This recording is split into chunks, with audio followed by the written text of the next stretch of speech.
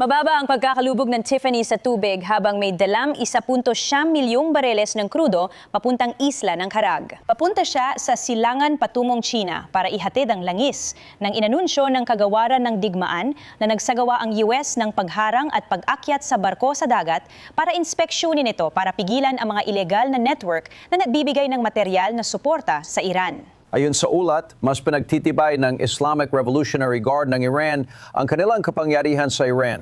Malinaw, ang mga radikal na nagdulot ng takot sa mundo sa loob ng dekada na ngayon ang namumuno. Yaong may baril, hindi ang mga naka-Amerikana papuntang Pakistan. Kung magiging prangka at talagang tapat tayo, General, ang mas madaling paraan para sa Pangulo ay lipulin sila, wasakin sila, at tamaan lahat ng mga target na iyon.